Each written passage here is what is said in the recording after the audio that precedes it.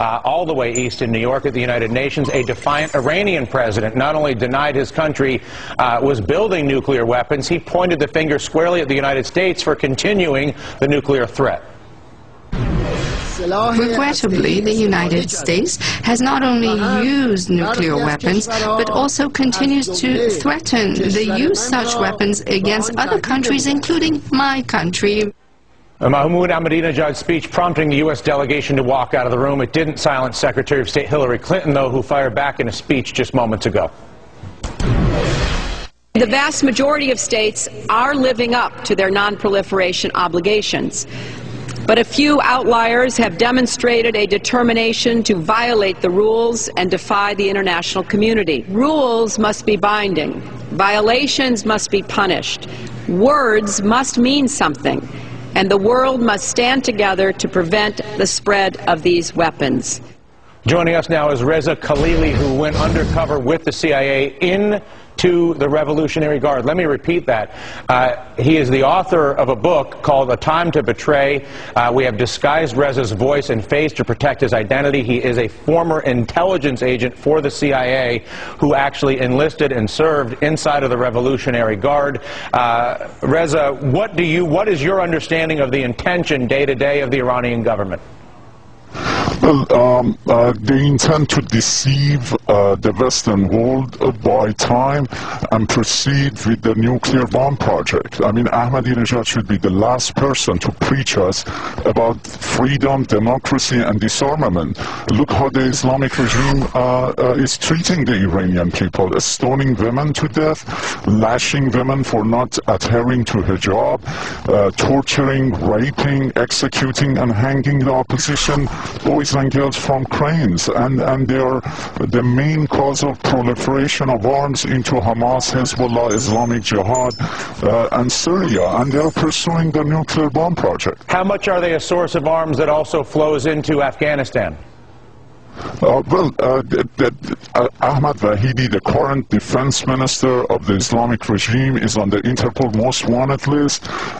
He has close ties with Al-Qaeda, and he's the main source of proliferation of arms into Taliban, Al-Qaeda, and Hezbollah, and they provide training camps, and the Revolutionary Guards are in charge of doing that mission. And what is your sense of the size and strength of the Revolutionary Guard?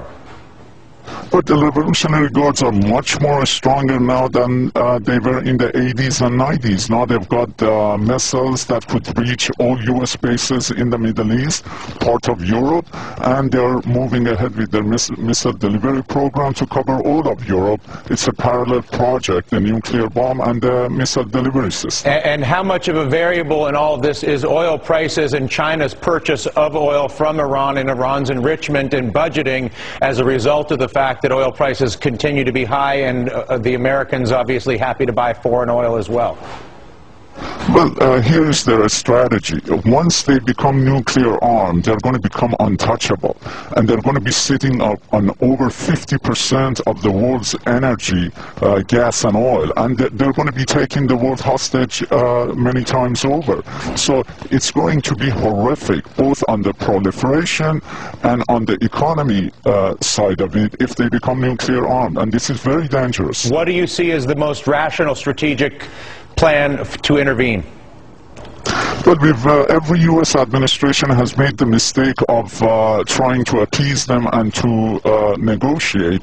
Right now, we are at the point that they're very close in obtaining the bomb, and it's essential that we take drastic actions.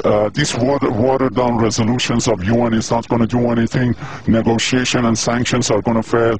We've got to come along with our European allies and cut all diplomatic ties, cut shipping lines, airlines, throw out all the embassies and diplomats and all associates of the government who are agents all over Europe, and really put the pressure on them. And we'll see that there'll be crack, and the Iranian people will see that we are supporting their aspirations for freedom, and you know, they will be emboldened to overthrow this government. Last question: how much do we need China and Russia's cooperation with any sort of global sanction initiative in order to yield the effect you just described?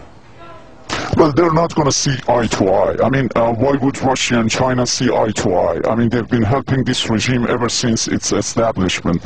I think that this hope that they're going to come along and put the pressure really on Iran, it's an illusion. They're going to agree to some watered-down resolution. We have to take action with our allies in Europe. Reza, thank you so much for the conversation today, not to mention, and more importantly, the information that you've clearly risked your life for and still do risk your life to acquire for us. Reza Khalili, again, the book, I don't know the title of the book because I can't see it in front of me, Reza, and I apologize. Where is this? Where's the book title anyway? So A Time to Betray. A Time to Betray is the name of the book. I apologize, Reza. There it is. Reza Khalili. Coming up here on the Dylan Ratigan Show, keeping score on the Senate's financial reform bill, how it looks and where it's heading. We'll talk.